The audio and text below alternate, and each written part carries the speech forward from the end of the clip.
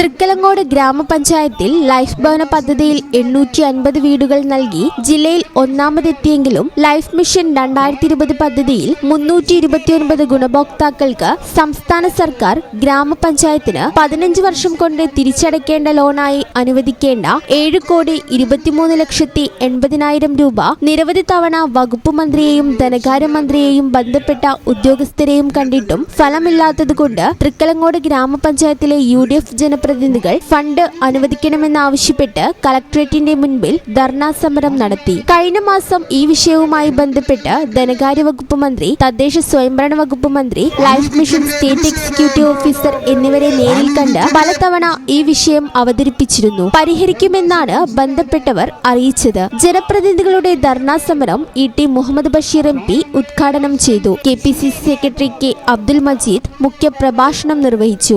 ധർണാ സമരത്തെ അഭിസംബോധന ചെയ്തുകൊണ്ട് മനുഷ്യാവകാശ പ്രവർത്തകൻ ഗ്രോ വാസു സംസാരിച്ചു. UDF ചെയർമാൻ NV മരക്കാർ ധർണയിൽ അധ്യക്ഷത വഹിച്ചു. KPCC member V Sudhakaran, NP Muhammad, EA Salam, Viji Shelankur, Elambra Bapputty, block panchayat president Haskar Amayur, ഗ്രാമപഞ്ചായത്ത് പ്രസിഡന്റ് UK മഞ്ജുഷ, ഗ്രാമപഞ്ചായത്ത് വൈസ് പ്രസിഡന്റ് NP ജലാലുദ്ദീൻ, ജില്ലാ panchayat member NM Rajan, Shaijal Amayur, NP Shahida Muhammad, K Jayaprakash Babu, Lukman Pulath, Anwar Koyathangal, Seena Rajan, Majeed Palakkal, Ajitha Nannattupurath തുടങ്ങിയവർ സംസാരിച്ചു. പദ്ധതി ഏറ്റവും നന്നായി നിങ്ങൾ വിളിച്ചപ്പോൾ തന്നെ ഞാൻ പറയാനുള്ള കാര്യം എന്താ വെച്ചാൽ ഈ ലൈഫ് മിഷനുമായിട്ട് ബന്ധപ്പെട്ടവർക്ക് മാതൃകാപരമായി എടുത്തു പഞ്ചായത്തുണ്ട് കറക്റ്റായിട്ട്. അവർക്ക് ഈ ഗവൺമെന്റ് കൊടുത്ത 15 ലക്ഷം കണ്ടില്ലേ? എത്ര കോടിയാണ് കിട്ടാൻ ബാക്കി? 7.5 കോടി. ഒരു ഗ്രാമപഞ്ചായത്ത് എങ്ങനെ സഹിക്കും? അതും ഈ പദ്ധതിയുടെ പ്രാധാന്യം മനസ്സിലാക്കി വളരെ ആവേശപൂർവ്വം പ്രവർത്തിച്ച ഒരു പഞ്ചായത്ത് ഉണ്ടായിട്ട് അനുഭവങ്ങളാണ്. ഈ ചാനൽ ന്യൂസ് മലപ്പുറം.